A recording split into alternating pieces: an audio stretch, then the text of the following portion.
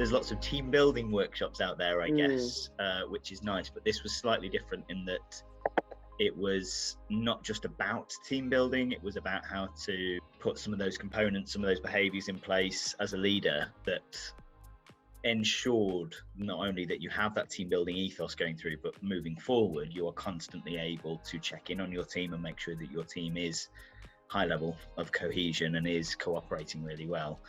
So that was why I think when we thought, well, what tact do we want to take with this? There was lots of, we need it to be lovely and interactive and for people to actually get to know each other on a personal level.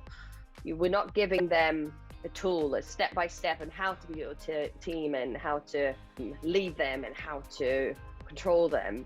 It's way more about the soft skills, the little things that you should be looking for on each day and how to just guide. Can be a little bit of a misconception kind of when people come into training and think you're just going to tell me what to do and how to do it. Whereas for us, it doesn't really work that way. It's a case of, well, we're going to guide you here, but the exploration side is very up to you in terms of figuring out the best way forward for your team, etc. And I think this is very clever on the workshop to start with the drama.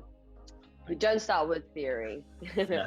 Welcome. You don't start with theory. You don't say we're going to follow this. You start with the drama, and then you see what resonates with them, and then we have a chat, and then after we had a chat and explore that through forum theatre, and then we can really work on those soft skills, then we get a bit of theory to support all of that knowledge and learning that they've seen on the actors.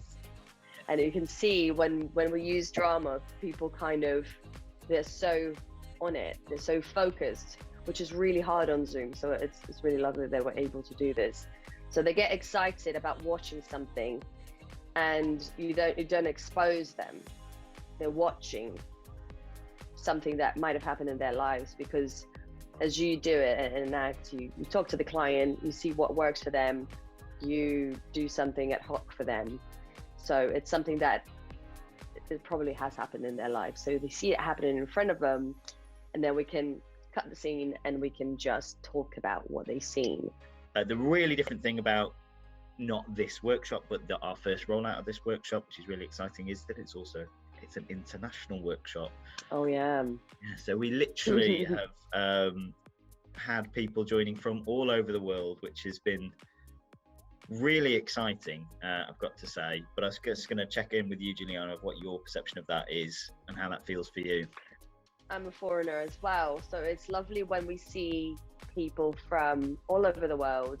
They might be expats, but they might just be from other countries, other cultures, and it's something that always come up, because you can't just Zoom somebody from the US to Hong Kong, and what kind of things that you might say that might come across rude or might come across as crossing a boundary. So those conversations always come up. So that's the more behavioral side.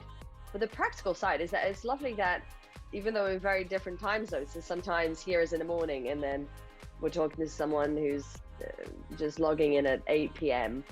and we're still able to have that richness of diversity in the room.